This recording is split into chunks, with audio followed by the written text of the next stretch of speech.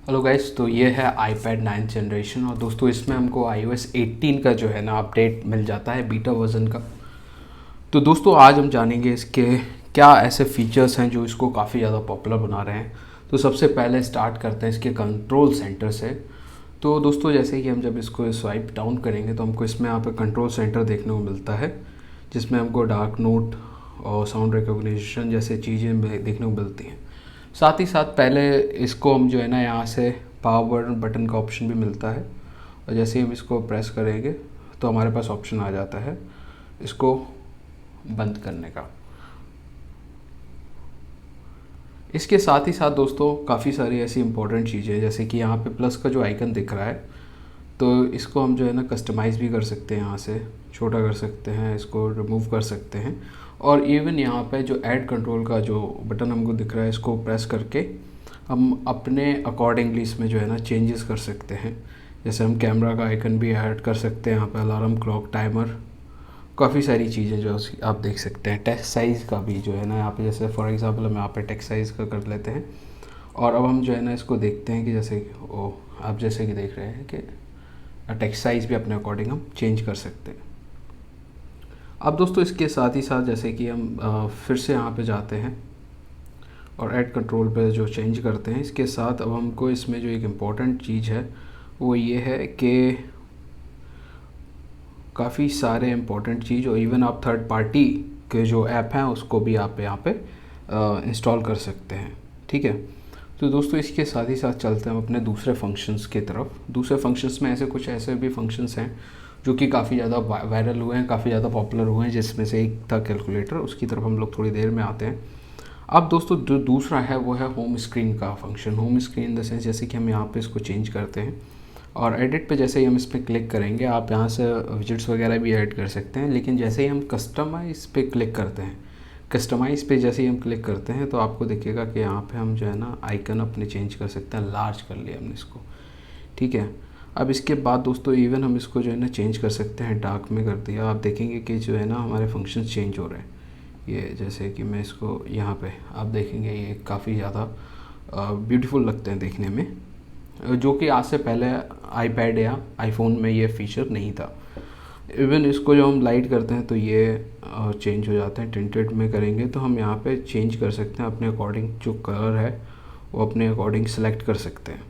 तो ये मेरे को काफ़ी अच्छा फीचर लगा। हालांकि उन लोगों को ये ज़्यादा बेटर लगेगा जो इस तरीके की चीज़ों से ज़्यादा फैसिनेट होते हैं। हालांकि मुझे इसमें कुछ खास फ़र्क नहीं समझ में आया, और इसका सिंपल सा रीज़न था because I use this for a very particular reason. मैं ज़्यादा उसमें फोकस नहीं करता दोस्तों। लेकिन 18 के अलावा इसमें एक जो फीचर है जिसके ऊपर मैं बात करना चाहूँगा वो किंडल का फ़ीचर है। हालांकि ये किंडल का पर्सनल फ़ीचर है, मैं इसको काफ़ी टाइम से बताना चाह रहा था, लेकिन इसको मैं बता नहीं पा रहा था। वीडियो इसके ऊपर मैं बनाना चाह रहा था पर मैंने बनाया नहीं। तो जैसे कि फॉर एग्ज़ाम्पल हम रीड कर रहे हैं बुक किसी को भी, तो जैसे फॉर एग्ज़ाम्पल अभी मेरे को, जैसे मान लीजिए आपको, जैसे आप इसमें रीड कर रहे हैं किसी और में रीड कर रहे हैं, तो ये बेसिकली किंडल का ही फीचर है। तो जैसे फॉर एग्ज़ाम्पल आपको यहाँ पे आपको पढ़ते पढ़ते जो है ना कोई वर्ड का जो है ना समझ में नहीं आया कि उसको आपको डिक्शनरी में जैसे चेक करना है, तो इसमें बेसिकली आपको क्या करना होगा। जैसे for example I realise this quitting का जैसे आपको मतलब नहीं पता, जैसे डिटोर का मतलब नहीं पता, तो आप जैसे इस पर आप सेलेक्ट करेंगे आपके पास डिक्शनरी ओपन हो जाएगी। And this is a very beautiful feature. The reason is very very simple, because if you are reading from hard copy, for example a book you are reading, and if you don't know the meaning of that word, you need to open the dictionary। और जब आप अगर for example किसी और भी app में आप use कर रहे हैं तो आपको जो है ना गूगल सर्च करना पड़ेगा कुछ और, लेकिन ये किंडल का काफ़ी अच्छा फीचर मुझको लगा। अब दोस्तों बात करें इसके और क्या फ़ीचर्स हैं, तो सबसे इम्पॉर्टेंट जो फीचर है जो जिसने इसको काफ़ी ज़्यादा फेमस किया है वो है इसका कैलकुलेटर। तो दोस्तों जो कैलकुलेटर है वो क्यों फेमस है इसके बारे में भी हम लोग समझने की कोशिश करते हैं। जैसे ये बेसिक हमारा कैलकुलेटर है and we can see this all this stuff यार। अब इसके साथ ही साथ दोस्तों इसमें जो फीचर्स हमको मिलते हैं जो इम्पोर्टेंट है वो ये है कि ये एक साइंटिफिक कैलकुलेटर सब में आता है, लेकिन ये जो दूसरा फीचर है मैथ नोट का, वो काफ़ी ज़्यादा यूज़फुल है। जैसे कि मैं आपको बताता हूँ, तो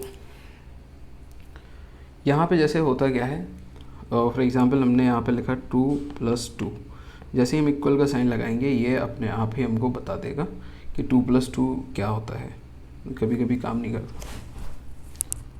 तो जैसे कि 2+2 इक्वल का हमने साइन किया, तो एज यू कैन सी ये आपने बता दिया इसका। अब जैसे कि मैं कोई इक्वेशन लिखता हूँ, quadratic equation, x² + y² is equal to,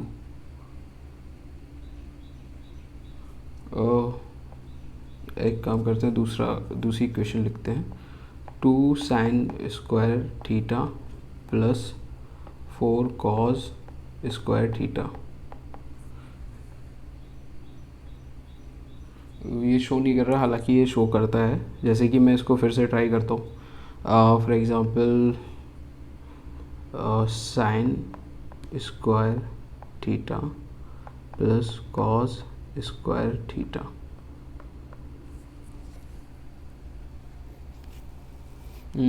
तो ये तो वर्क नहीं कर रहा वैसे, अभी पता नहीं क्यों नहीं कर रहा, बट पहले जब इसमें हमने किया था तो ये काफ़ी अच्छी तरीके से काम कर रहा था। तो जैसे कि कई बार शायद काम नहीं करता है, y², मैं तो इक्वेशन ही शायद गलत लिख रहा हूँ, इस वजह से भी ये हो सकता है, बट एनी हाउ फिर से ट्राई करने की कोशिश करता हूँ इसको। 2 sin थीटा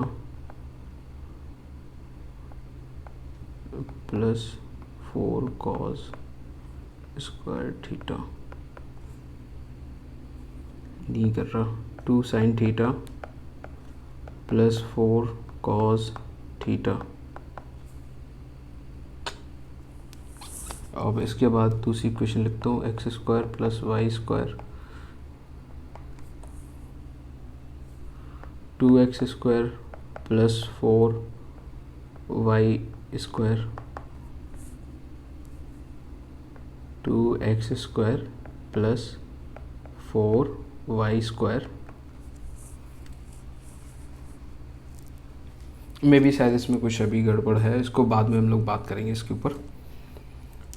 तो दोस्तों अब जैसे कि हम लोगों ने यहाँ पे देखा, अब इसके बाद दूसरा एक सबसे इम्पोर्टेंट फीचर है, जैसे कि अभी तक हम लोगों को पता था कि आईफोन में या आईपैड में ऐप लॉकिंग का कोई सिस्टम जो है ना इसमें नहीं था, लेकिन इस वाला जो वर्ज़न है इसमें इतना अच्छा फीचर है। जैसे फॉर एग्ज़ाम्पल आप चाहते हैं कि आप इंस्टाग्राम को जो है ना लॉक कर लें, तो आप इसमें जो है ना रिक्वायर टच आईडी, आपके पास फेस आईडी भी हो सकती है इसमें, क्योंकि ये आईपैड है तो इसमें फेस आईडी का ऑप्शन नहीं है।